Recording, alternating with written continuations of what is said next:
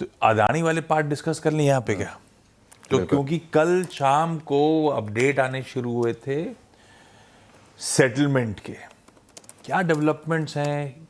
एक तो वो, दूसरा कितनी बड़ी कुछ सुगबुगाहट चल रही थी, कुछ कुछ पीसमील काम होता जा रहा था, कल के डेवलपमेंट से ग्रुप के लिए कितना पॉजिटिव है? बिल्कुल, देखिए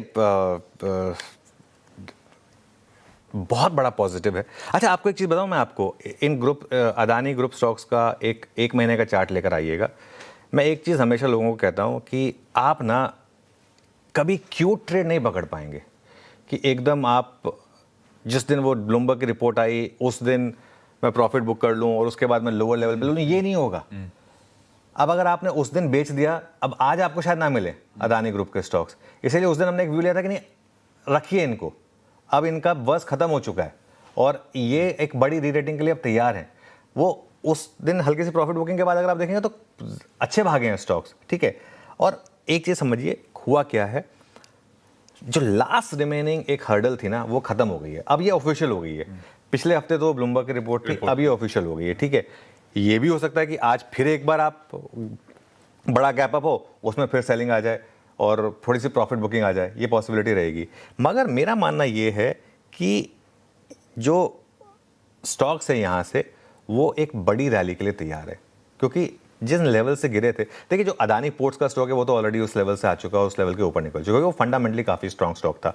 अगर आप इनके ना सबके 5 साल के स्टॉक्स देखिए आप, ये अदानी पोर्ट्स का एक महीने में करीब करीब 14% भागा है। इसका अगर आप 5 साल का चार्ट देखेंगे, वो जो हिंडनबर्ग, मैं 5 साल का इसलिए लेता हूँ, उसमें हिंडनबर्ग वाला मामला आ जाएगा। ये देखिए उस लेवल से ऊपर है। अब आप अदानी एंटरप्राइजेस का 5 साल का चार्ट देखिए और अदानी ग्रीन का 5 साल का चार्ट देखिए। ये मैं क्यों दिखाना चाहता हूँ आपको, ये अदानी एंटरप्राइजेस का 5 साल का चार्ट है। ये 4000 वाला गिर के 1000 रुपये पे आ गया था, ठीक है। अब 1000 वाला ऑलरेडी 26-2700 पर आ गया, क्या आगे जाते हुए 4000 आ सकता है वापस, पॉसिबिलिटी है। अदानी ग्रीन बहुत महंगा स्टॉक था, 3000 चला गया था, 3000 से गिर के 450 आ गया था, 450 से 1300 तो ऑलरेडी आ गया। क्या ये वापस 3000 जाएगा? पॉसिबली नहीं, क्योंकि बहुत महंगा। लेकिन क्या ये वापस 2000 तक जा सकता है? शायद हाँ। तो ये, और इसीलिए ना ऐसे स्टॉक्स में ना आप टाइमिंग नहीं कर पाएंगे आशीष। ऐसे स्टॉक्स में आपको एक नजरिया लेना होगा कि मैंने एक पॉजिटिव नजर लिया है, मैंने एक नेगेटिव नजर लिया है। इन स्टॉक्स में आप ट्रेडिंग नहीं कर पाएंगे। इन स्टॉक्स में अगर आप ट्रेडिंग करने जाएंगे तो फिर बहुत दिक्कत आएगी।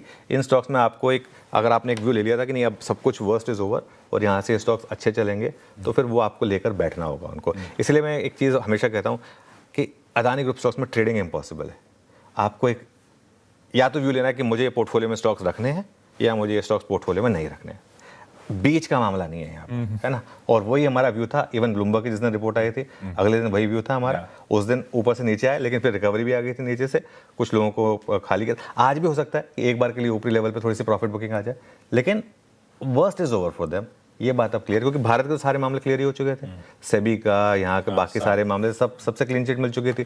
सिर्फ यूएस का मामला रह गया था, डीओजे का और एसईसी का। अब ये मामला भी ऑफिशियल क्लियर हो गया, तो सारे मामले क्लियर हो चुके हैं।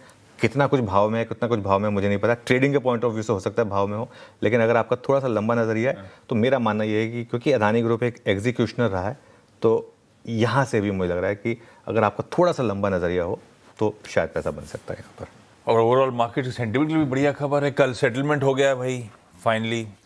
तो ये ग्रुप के स्टॉक्स, खासतौर पे अदानी एंटरप्राइजेज और पूरे पीयर्स इसके आज फोकस में रहेंगे।